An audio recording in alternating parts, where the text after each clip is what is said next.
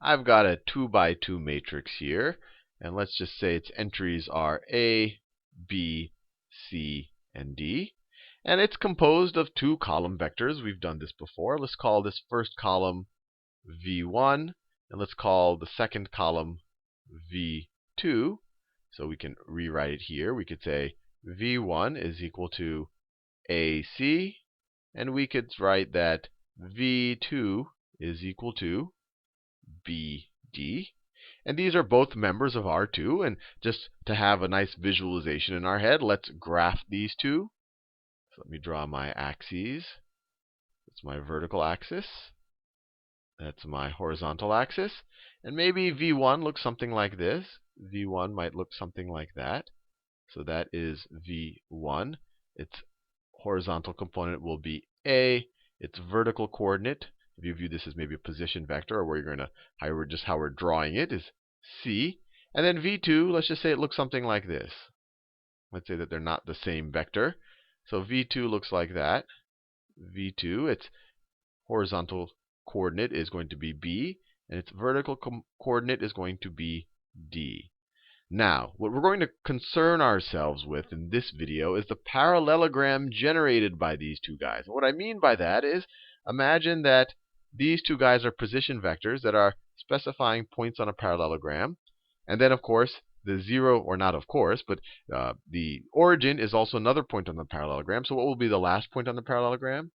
Well, you can imagine a parallelogram, we already have two sides of it. So the other two sides have to be parallel. So one side will look like that. It's parallel to V1, the way I've drawn it. And then the other side will look like this. That's our parallelogram, the parallelogram generated by V2 and V1. What we're going to concern ourselves with specifically is the area of the parallelogram generated by V1 and V2. So how do we figure that out? So in general, if I have just any parallelogram, this is kind of a tilted one, but if I just have any parallelogram, let me just draw any parallelogram right there. The area is just equal to the base, so that could be the base, times the height. So it's equal to base, I'll write capital B since we have a lowercase b there, base times height. That's what the area of a parallelogram would be. Now, what are the base and the height in this situation? So let me write this down. The area of our parallelogram is equal to the base times the height. And actually, well, let me just write it here. So what is the base here? The base here is going to be the length of our vector v. So this is our base. So this right here is going to be the length of vector v1, the length of this orange vector right here. And what's the height of this parallelogram going to be? So we could drop a perpendicular here. And that, the length of this line right here, is going to be our height. So how can we figure out we know what V1 is, so we can figure out the base pretty easily. But how can we figure out the height? Well, one thing we can do is if we can figure out this guy right here, we could use a Pythagorean theorem, because the length of this vector squared plus the 8 squared is going to be equal to the length of V2 squared. So let's see if we can do that. What is this guy? What is this green guy right here? Well, if you imagine a line, let's imagine some line L. So let's say L is a line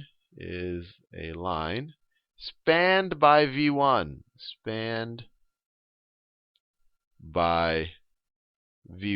Which means you take all of the multiples of V1 and all of the positions that they specify will create a set of points, and that is my line L. So you take all the multiples of V1, you're going to get every point along this line, along a line that's like that.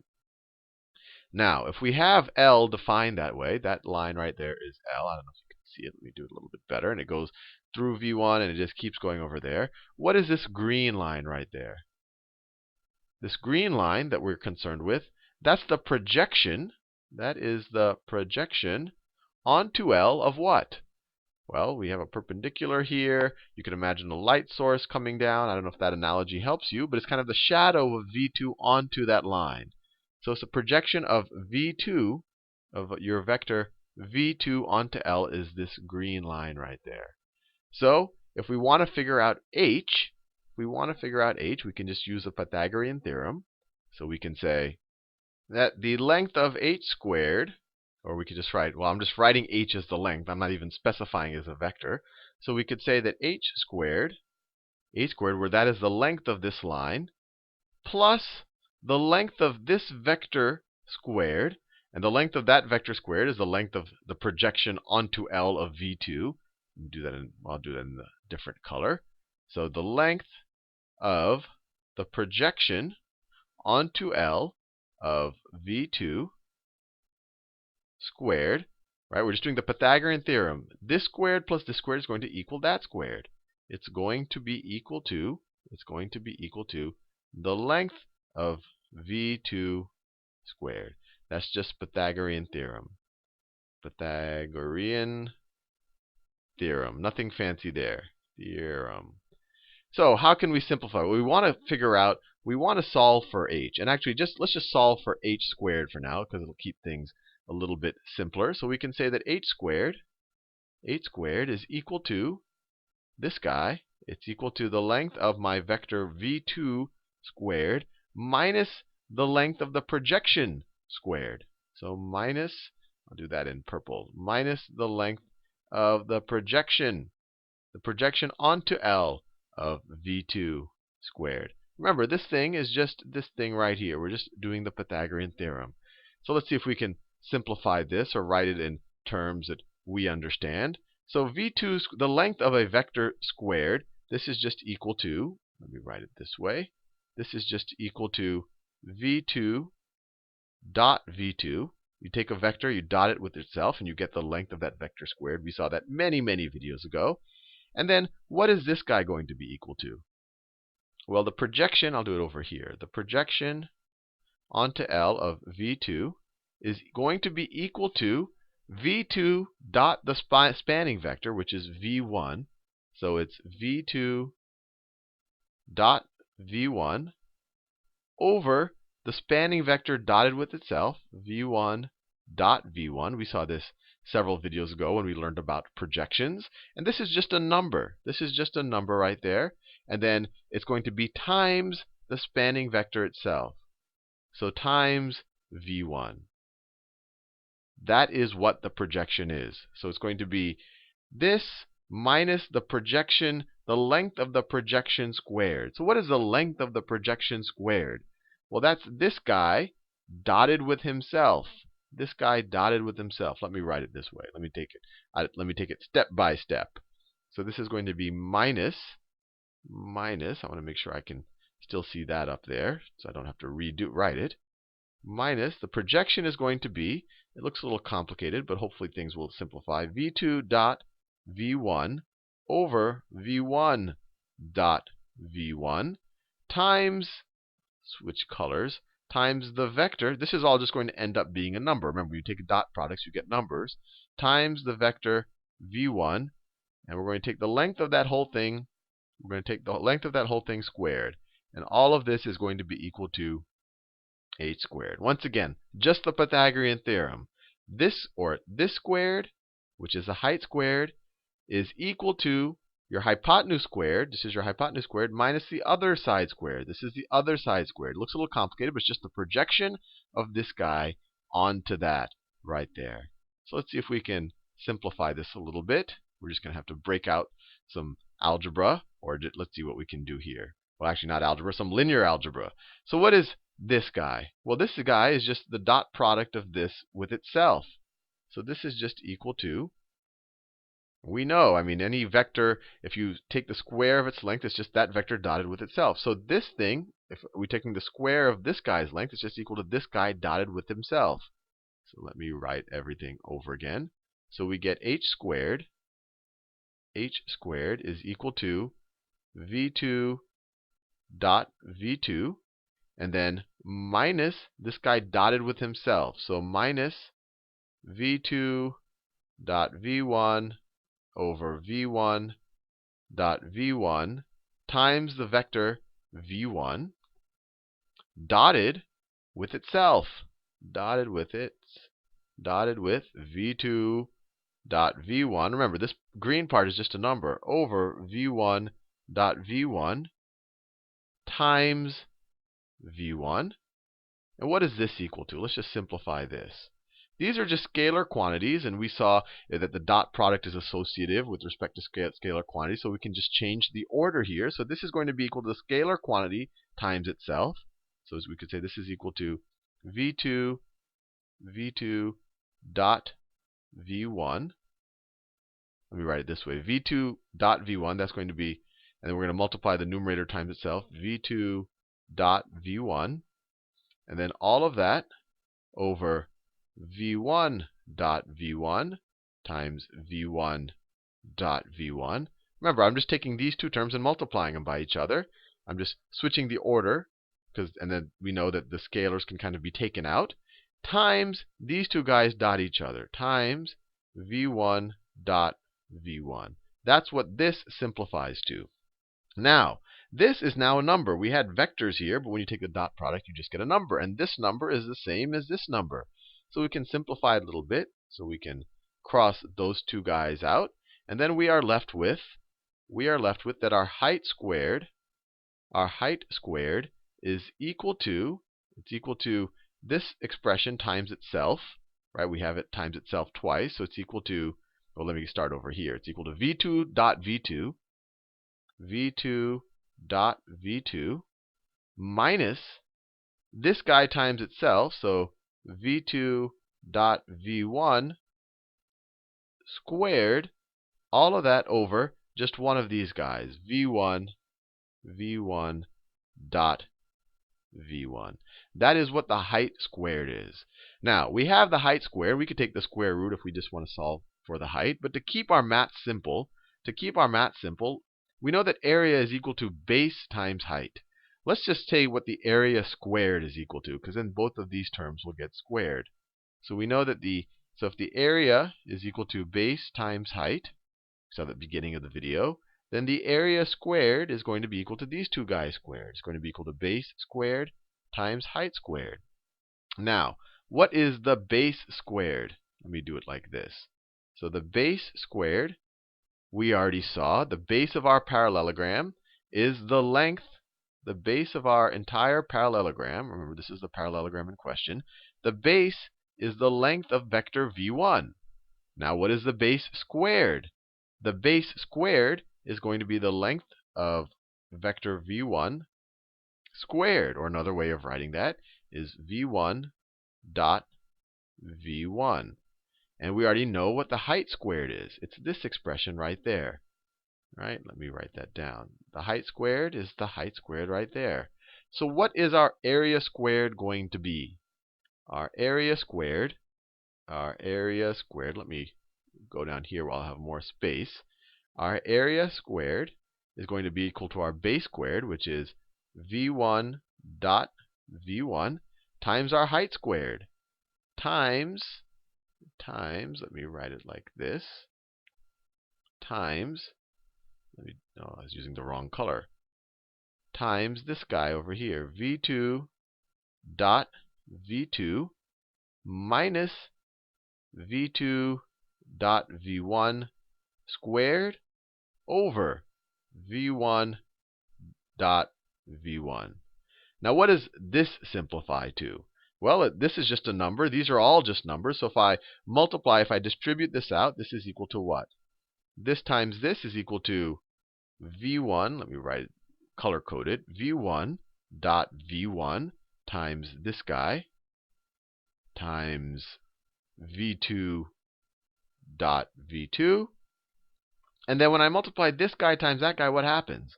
Well, I have this guy in the numerator and that guy in the denominator, so they cancel out. So I'm just left with minus v2 dot v1 squared. Now let's remind ourselves what these two vectors were. v1 was the vector AC and v2 is the vector BD. Let me rewrite it down here so we have it to work with. So v1 was equal to the vector AC, and v2 is equal to the vector BD. So what is v1 dot v1? What is v1 dot v1? That is equal to a dot a, which is, or a times a squared plus c squared. That's this right there. And that's what's v2 dot v2. So we're going to have that times v2 dot v2. v2 dot v2 is b squared plus d squared. And then we're going to have minus v2 dot v1 squared. So what's v2 dot v1? It is what's b times a plus d times c, or a times b plus, we're just dotting these two guys. So it's ab plus cd, and then we're squaring it. Let's see what this simplifies to. Hopefully it simplifies to something. Let me switch colors. So if we just multiply this out, let me write it here. Our area squared is equal to a squared times b squared, a squared b squared, a squared times d squared, plus a squared times d squared, plus c squared times b squared, plus c squared times b squared, plus c squared times d squared, plus c squared times d squared, and then minus this guy squared. What is that going to be equal to? ab squared is a squared b squared, and then I'm going to multiply these guys times each other twice, so it's going to be plus 2abcd, and then you're going to have a plus c squared d squared. I just FOILed this out. That's the best way you could kind of think about it. And then if I distribute this negative sign, what do I have? Let me rewrite everything. It's equal to a squared b squared plus a squared d squared plus c squared b squared plus c squared d squared minus a squared b squared minus 2abcd minus c squared d squared. All I did is I distributed the minus sign. Now it looks like some things will simplify nicely. And remember, all of this was equal to our area squared. We have an ab squared. We have a minus ab squared. They cancel out. We have a minus cd squared and a cd squared. So they cancel out. So all we're left with is that the area of our parallelogram squared is equal to a squared d squared minus 2abcd plus c squared plus c squared b squared. C squared b squared. Now, this might look a little bit bizarre to you, but you might, well, if you made a substitution right here, if you said that x is equal to AD, and if you said y is equal to CB, then what does this become? This is equal to x squared minus 2 times xy plus y squared, right? Hopefully you recognize this. And this is just the same thing as x minus y squared. So if this was our substitutions we made. I did this just so you can visualize this a little bit better. So we have our area squared is equal to x minus y squared, or AD minus CB, or let me write it BC squared. That's what the area of our parallelogram squared is. And if you want to, if you don't quite understand what I did here, I just made these substitutions so you can recognize it better. But just to understand that this is the same thing as this, if you want, you can just multiply this guy out, and you'll get that right there. But what is this? What is this? What is this thing right here? It's the determinant. This is the determinant of our original matrix, up here. Well, I call that matrix A, and then I used A again for area, so let me write it this way. Area squared. Let me write it like this. Area squared. Area squared is equal to AD minus BC squared. This is area. These are all area. These A's are all area. But what is this? This is the determinant of my matrix. That is the determinant of my matrix A, my original matrix that I started the problem with, which is equal to the determinant of A, B, CD, right? The determinant of this is AD minus BC by definition. So your area, this is exciting. The area squared, so the area of your parallelogram squared, is equal to the determinant of the matrix whose column vectors construct that parallelogram, is equal to the determinant of your matrix squared. Or if you take the square root of both sides, you get the area is equal to the absolute value of the determinant of A, which is a pretty neat outcome, especially considering how much hairy algebra we had to go through. Let's go back all the way over here. Go back to the drawing. So if we want to figure out the area of this parallelogram right here, that is defined, or that is created by the two column vectors of a matrix, we literally just have to find the determinant of the matrix. The area of this, the area is equal to the absolute value of the determinant of A. And you have to do that because this might be negative. If you could imagine if you kind of swapped these guys around, if you swap some of the rows, this guy would be negative, but you can't have a negative area. And it wouldn't really change the definition. It really wouldn't change what spanned. If you switch V1 and V2, you're still spanning the same parallelogram. You just might get the negative of the determinant. But that is a really neat outcome. And when you first learn determinants in school, I mean, we learned the first motivation for a determinant was this idea of, well, when we take the inverse of a 2 by 2, this thing shows up in the denominator. We call that the determinant. But now there's this other interpretation here. There's actually the area of the parallelogram created by the column vectors of this matrix.